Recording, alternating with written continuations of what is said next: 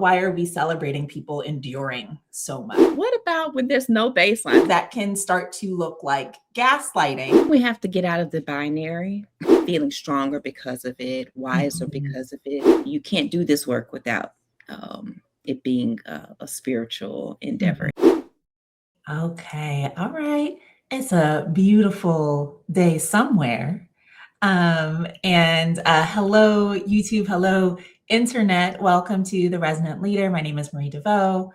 And today I am so grateful to be joined by Dr. Shenell Evans.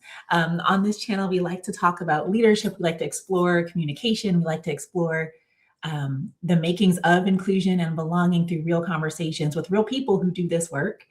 And so I reached out to Dr. Shenell. She is a longtime friend and colleague, compatriot of mine, but she is also a licensed clinical psychologist. She is a post-traumatic growth facilitator, and she founded the Resilience Psychological Services practice, where she has created a framework called Shattered to Sovereign, based on years of research and clinical practice supporting Black and Brown professionals who are navigating chronic, systemic, and compounding hardship. And so I am just beyond grateful to talk to you today about post-traumatic growth and what this means. Thank you for being here and for being in conversation with me. Thank you so much for having me, Marie. It's such a pleasure it feels like a full circle moment in a lot of ways. It does. I'm always amazed at people that I've been so blessed to work with over the years. And when I look back, so many are doing such beautiful healing work. I reference the term light workers all the time, people who are really trying to bring more light into the world and spread that. And so I'm just so grateful to know you. But I know even as we were talking about this conversation, you were so gracious just to fill out our very long form to kind of help us navigate and rein in this topic. But I know when I first met you, I had not heard the term post-traumatic growth before. And I'm very familiar with the term resilience. And I think I have a very love-hate relationship with the word resilience, because it does, and I think this resonates with you as well, but why are we celebrating people enduring so much? Like, life should not be one of constant enduring. And so is there different language that we can use to talk about this process of going through hardship? And when I first encountered this term, post-traumatic growth, from you, I was like, oh, what does that mean? So can you talk a little bit about when you say resilience, and somewhat like what is some of the connotation that comes with resilience that might not be as explicit for other folks? Yeah, when I began my academic career, trying to figure out what am I going to study in psychology, I was fortunate enough to have some experiences where I encountered folks living with HIV. And so my research world opened up in that way. And I became very curious about what's life like when you're living with something that's got so much taboo, that does a number on your mental and physical health, and kind of sets us up for such a difficult existence, right? And so I was able to use my insights into research onto like determinants of health, and not just like health disparities, but what also helps us to function optimally. And I began to see that, there's research on resilience and hardship and meaning making and all these things. And they are great terms. The research makes sense. Like, you want to be able to bounce back from something and return to baseline. But what about when there's no baseline? There's no clear baseline to get back to because of the systems in which we live, because of our own identities that, things that don't change about us and aren't, but they are used against us in the world in which we live in. So how do we create a space for ourselves that embodies the resilience, still acknowledges the systems that need to be changed, but how do we create a path where we can live and we can't readily change all the things, right? Right. But how do we create a life worth living that Yeah. is meaningful to us? So that was, it can be hard as a Black or Brown researcher when you go to these conferences or you're reading the literature, and Black and Brown folks are the worst at everything, the top Mm. of every bad list, so to speak, Mhm. right? Mhm. But I encountered something in the post traumatic growth um, research and some resilience research that's like Black and Brown people experience more resilience. Well, you think, Right. What? how did that happen? Right. How could that be? Yeah. Uh-huh. Uh-huh. So I got really curious about that, and I would just found it very interesting. It's like in the end of the paper when they're talking about research implications and what to do in the Mhm. future, and why is this? Why are we finding this? Well, we're Mhm. finding this because of the world in which we live, right, Right. and because Right. of the increased and unfortunate contact with injustice and inequities and so forth.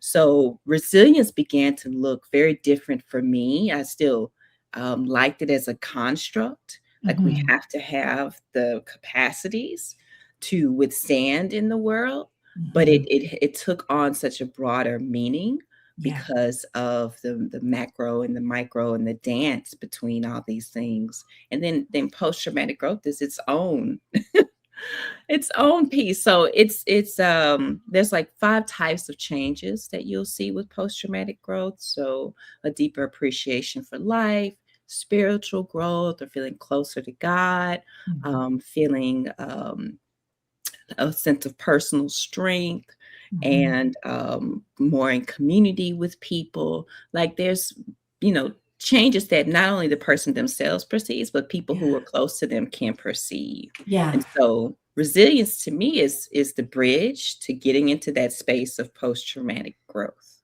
Okay. I'm Okay. saying a So lot, child. I know I'm like, slow down. There's so many. Okay. So because I'm like, ooh, the 5 stage, but I'm like, wait, go back, because there's something really beautiful. And I think when we were, conversing and going back and forth before today, you had mentioned this term like inescapable conditions. And I thought that was just so well put because, um, in the coaching space, we talk a lot about meaning making, right? We talk a lot about the way you experience the world is what you make of it, right? You can change how you choose to interpret the facts around you. And in many cases, that can start to look like gaslighting and Yeah. not acknowledging the inescapable conditions that people are navigating in the Right. world. So I think it's beautiful, this idea of how do we hold those things at the same time, right? Of yes, you can choose the lens through which you look at the world, and there are inescapable conditions, Right. right, that you are also navigating at the same time. How do we hold both of those truths simultaneously? Hmm. Hmm. Yeah. And with dignity, right? Yes. Because we don't control what we're born into. We Mhm. don't. Oh, okay. I Oh, don't know that's if your you can little hear the 3-year-old. talk about inescapable conditions like dual Right. motherhood, working parents. So, um, that was what was missing for me in terms of Mhm. the literature. It's not just a clean and cut bounce back from this one thing. Right. Now you're back to normal. But Right. what if life is you're continuously bouncing, right? Yes. Mhm. How can you then still create a space for yourself that feels, has some semblance of peace, right? That's not Mhm. just constant um, survival mode. Like, how Right. do you create that within yourself and your environment, even in the midst of sometimes what feels like the pits of hell? Right. Right. Well, I mean, we could somewhat laugh about it, but I mean, I have a lot of friends who have escaped conditions that were not, you know, conducive for them, whether that's toxic workplaces. I think we're in a movement currently of a lot of Black and Brown people who are leaving the United States because of Right. conditions here and Yes. looking for ways to get to places that give us more that semblance of a baseline, right? And so I do think there is something to looking at some of those pieces of like, well, what's within your control to Mhm. really change, and how can you, as you said, do that work of living your life with dignity, um, given the resources you have available, Mhm. right? Mhm. Um, Something else I was curious about, and I do want to know more about these 5 stages. There's something you said there about spirituality that I think is really interesting. So I want us to get there, but I'm also curious about, um, in your work and thinking about, I've heard a lot of people kind of play with the language of surviving versus thriving. Mm. And so I'm curious how that resonates with you and the work that you've done and the work that you've witnessed happen with Yeah. folks who are navigating these inescapable conditions. Yeah, I think one, we have to get out of the binary Mm, of that because as a clinician, if we could just bop from surviving to thriving, that would be excellent. okay. But there's a path that we have to move along. And part of the development of the capacity to be able to develop post traumatic growth is being able to sit with cognitive dissonance, right? You're trying to build Mm, a world within yourself, but you're also deconstructing and rewiring what's already been. yes. So the capacity to sit with things and not get caught up, which we naturally do, in shame and blame and guilt and all these, emotions that weigh us down. Shame, I say, is like putting on a backpack of bricks. Yep. It's hard to move. So, Hmm. one, I would say let's deconstruct it a bit more to see what's happening.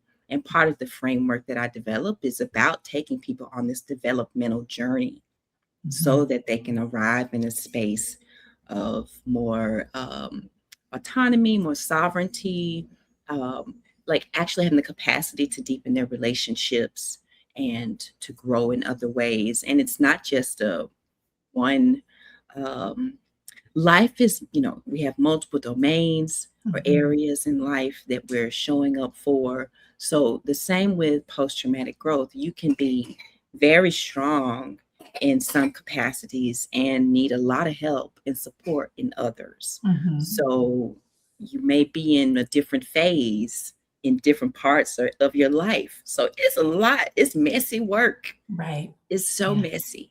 But I've got a roadmap for folks and I can help support them in navigating along the way. Okay. So Yeah. I look at that first part. It's like you're shattered. Hmm. There's dreams that haven't been fulfilled. When you're in a system that's unjust and inequitable, you may have capacity and to have big dreams and visions, but you're facing some things that might burst some bubbles or shatter some things. Hold on, dear.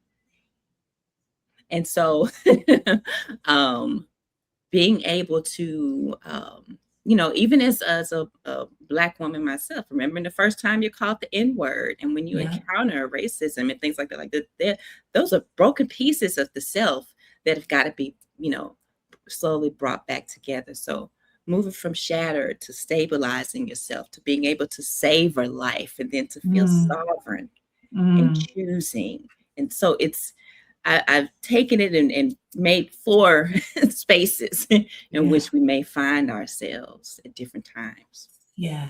Well, I or love at the that you same time because of at the different right. aspects of life. Right. Well, this piece of life does not exist in a binary. We are moving through a spectrum of life and living it simultaneously in different arenas all the time.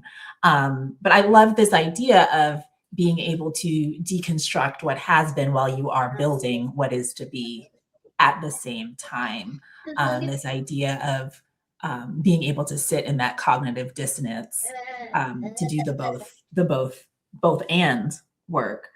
You mentioned this piece around shame, and I know we haven't spoken in so long, but I am working on a book that'll hopefully come out before this year is over. Oh, lovely.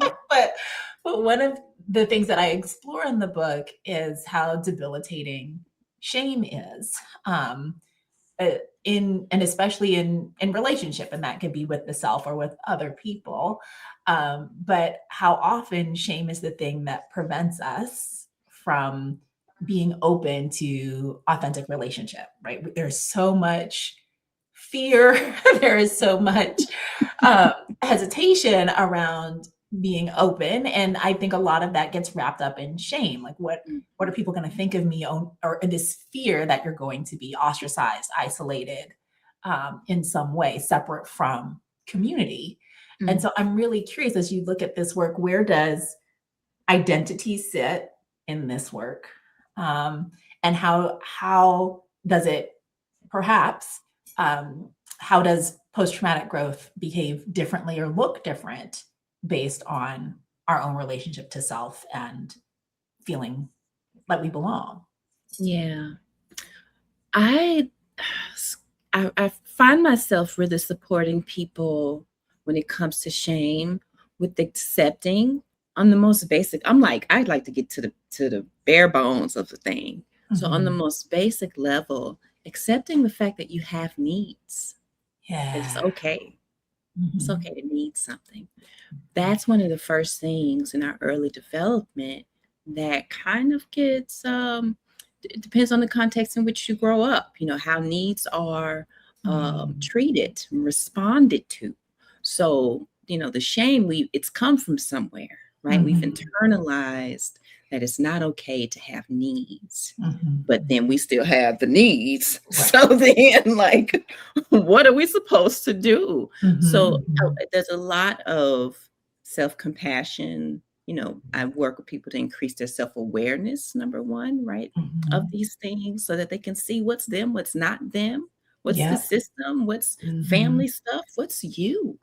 And Yeah. being able to tease all that apart, weave in self-acceptance and self-compassion. So if I can deeply, deeply accept that I have these needs and it's Yeah. okay, then Yeah. I can then respond to them, Mhm. right? Because the way that I teach it is our emotions are just our signaling system. They're using our needs are using our emotions to get our attention. So Mhm. if we stop ignoring and dismissing our needs, then we don't have to make such a big fuss about the emotionality that we Mhm. experience because they're just the telegram deliverer. They Right. knocking on Just the the door of your messenger. body, right? Yeah, it's like, "You can The do something." emotions don't want to stay around as long as they do. We Yeah. put them in a chokehold and make them stay around, Right. but Right. that your needs are using your emotions to get your attention. So Mhm. then if we're Mhm. not shaming ourselves, we can respond to our actual needs and not just Mhm. be in this dance with the emotions or Yeah. fighting them. Yeah. So Okay. to So, me, that's the essence of the shame piece within the mhm. self, deeply accepting my needs. So then I can like respond to myself with care and Grace. nurturing. Mhm. Mhm. And that gets mirrored relationally. So I can deeply Right. accept your needs. Right, because all of a sudden, yeah, with self-compassion, we can easily extend that to others, right? Mhm. Or even just sometimes it seems having someone model that for us gives us permission to be like, oh, I don't have to beat myself up about this. Like, look at this other person walking through the world, like loving Right. themselves, right? Or expressing themselves in this way.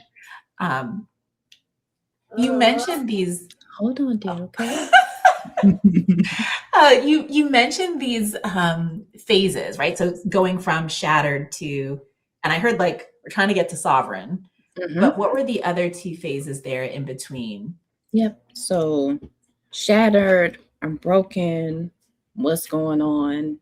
Mhm. Gotta move out of that into Mhm. stabilizing. So that's Stabilize. where we're really beginning to build the resilience skills Okay. Okay. to be able to show up to life a bit differently than we were.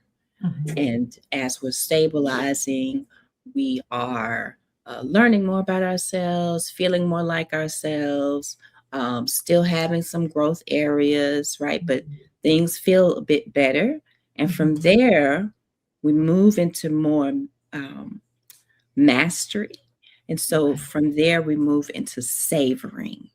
Okay. And this is, drawing this from positive psychology literature. the capacity to um, feel really good about your life. And I look at this as where the post traumatic growth is showing up, Okay. because you're so well versed in really practicing and troubleshooting Mhm. situations and things with your resilience skills, that now you're able to live in a different space where you're able to save a life.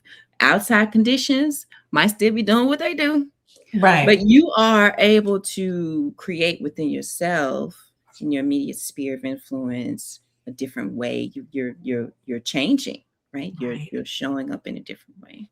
Yeah. It sounds like, and the way I'm hearing it over here in my brain, Mm-hmm. stabilizing sounds like a lot of what people call the work. Mm. Right? A lot Yeah. of the unpacking and the examining and the kind of the painful part of Mm-hmm. healing. Whereas when I hear you talk about savoring, that sounds much more like the world building and the constructing a new type Mm. phase, which I recognize you said some these things there will be overlap. It's not so clean cut, Right. right? But it does feel like the stabilizing part tends to be, I think, the part that can sometimes be the most uncomfortable for people. And that tends to be the phase. I'll just speak from my experience from folks that I've worked with and teams that I've Mm-hmm. worked with, who are trying to reconcile themselves with themselves or with each other. That tends to be the spot where people can give up because it's so uncomfortable Mm-hmm. Mm-hmm. and then Yeah. choose to opt out. Suddenly people are like, you know what? I don't want to do this. I don't think I want to do this. Right. And so those skills don't get built and people kind of retreat, right? Yeah. And Yeah. so how do we support people or provide enough scaffolding to get through the stabilizing phase? Mm-hmm. Because Mm-hmm. that's I feel like that's the hard part, or that's where a lot of discomfort lives, but that's also where all of the tools get kind of forged, right? Right. Right. In some instances, it reinforces itself because, just the early progress, right? Like with the tools that are applied, it feels good, tastes Mhm. good, kind of thing. Um, but for that space, I like to support people with, you know, looking at stepping back and looking at, we're talking about reshaping your relationship to discomfort. We're Mhm. talking about reshaping your relationship to pain, Mhm. and being able to see it in its more catalytic kind of Mhm. state than just the feeling the pain, right? Mhm. So Mhm. it requires a good bit of support to be able to um, sit from that seat, look at Yeah. things from that perspective. And that's where, you know, clinical services come in, trusted people, Mhm. coaching, and all that. But it's really in that space, to have the support and the guidance and support to recognize very clearly, oh, this is painful, but Mhm. change doesn't come without pain. Right. Right? This thing happened, it shattered my world, but oh, I got these pieces that I can put together in a whole different In a different way. way. Right. Right. It's that deconstruction and reconstruction at the same time. But if you have no Mhm. material, Right. Right. right. Okay. So then I'm curious then, is all pain useful? All pain can be used Okay. in a way that you can, navigate with it. We may not be able to in an instant or very soon. Sometimes it takes decades to be able to look back at a thing. Mhm. And it's not so much that you don't feel the pain, right? Like sometimes there's certain things that you can, anytime you look back, it can, you can touch base with the pain of it. Right. The indicator that I look for is whether that pain is why you're making decisions, Mm, or are you making decisions based on your values, based on how mm, you choose to show up in the world. mm. Okay. Okay. This is interesting because now I'm thinking about This sets up, I'm like, in my mind, I'm formulating the coaching conversations I'm going to be having with people. Because oftentimes, we're trying to help people discern if they're making a decision because they're moving towards something or moving away from something, like from Mhm. something. And research has shown, right? It's much more sustainable to be moving towards your desire than it is to be running away from your fear. But in this way, it feels like this relationship to pain has that same quality of acting as you said, it can be a catalyst, right? But to make decisions from pain is very different from making a decision from possibility or from desire or from aligned values, right? Right. Like the painful thing happened. Mm-hmm. We know why, we become oriented in certain directions, because of the painful thing that happened. We don't need to keep the painful thing top of mind, right? Right, We want the values, the lesson learned, the right. wisdom to be top of mind. And that's part of what post-traumatic growth represents is, when people talk about they've gone through cancer diagnosis and all these other things, that feeling stronger because of it, wiser Mm-hmm. because of it, like that's the kind of anecdotal way that we look at Mm-hmm. post-traumatic growth. You can Mm-hmm. tease apart the lesson and carry that forward, even Right. though the thing itself was really painful. Right. Looking for what it is teaching you. Mhm. Okay. Um, so there was a piece, I think, oh my gosh, we only have like 5 minutes. There's so much I want to say and I want to hear from you. But there was a piece around abandonment and self-abandonment Yeah. that you had mentioned when we had talked about this conversation. And I'm curious about where that fits into this framework. Um, Tell me more about that. Yeah. So in my work, I've geared it towards over functioners, the Yep. people who show up really well for everyone else, but not so much for themselves. Okay. So that's So where the Black self women. abandonment piece comes in. It's like, baby, Okay. you are over indexed and Right. very strong in your Mhm. compassion for other people. But we got to work on the self compassion. We got Okay. to work on you not leaving yourself. Hold on, dear. Not leaving yourself. Okay, I'm sorry. She said I'm too loud. She said, "Calm down, mom. Calm down." We have to work on you again honoring that you have needs and Yeah. limitations, meeting yourself right there, Mhm. so there's a lot of emotional unpacking and working that has to happen to be able to accept the younger feeling self that may still hurt at times. We don't want her to be making decisions. I said my little Right. girl's kicking up dust, Right. but I'm gonna have to help her to calm down so Right. that Because adult grown up me can decisions do need the to be thing. made. Right. So that's turning inward in that way and not abandoning yourself, like not Mhm. dismissing your needs and trying to just power through. I see. Like, no, make space for you. When Yeah. you're well, everything else can be all right. But Mhm, if you're mhm. depleted and malfunction in body, your body's like, sit down Sit somewhere. down. Like, who's being helped? You know? Right. And I can and appreciating that sit down somewhere from the body because Mhm. that's our opportunity to recalibrate. Right. Yeah. No, it's interesting. Even this past weekend, one of my kids wanted to go to GalaxyCon, which is like a huge cosplay event, the anime, the Star Wars, all of it's just Mm. nerd culture unite. Okay. Mhm.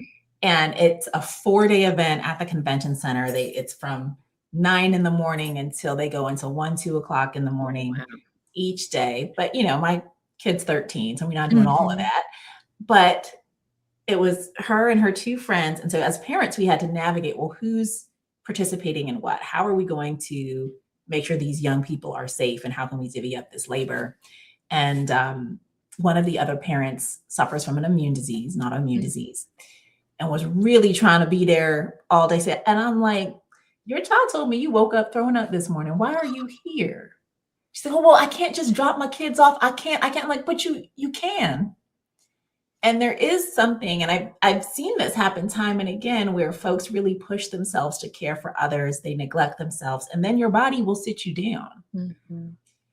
And so there Mhm. is something to getting more attuned and really listening to yourself before you get sat down. Right. Because your body is screaming, it's saying all these things, it's giving you all these signs. I mean, let's not, you know, be taking our antibiotics with an energy drink. Like you need to go, Mhm. you need to Mhm. go lay down. You need some water. You need rest. And Yeah. there is something to noticing those things and coming back to self. Mhm. Um, Shenell, I know Noticing those we're things without judgment. without judgment. Like it's okay. Like you don't have to like feel bad. And and we had, she and I had a moment where the next day she's like, I can't get up. I'm like, I know. I knew that was gonna happen. I'm like, I was not Mm. planning on seeing you today. you know, Yeah.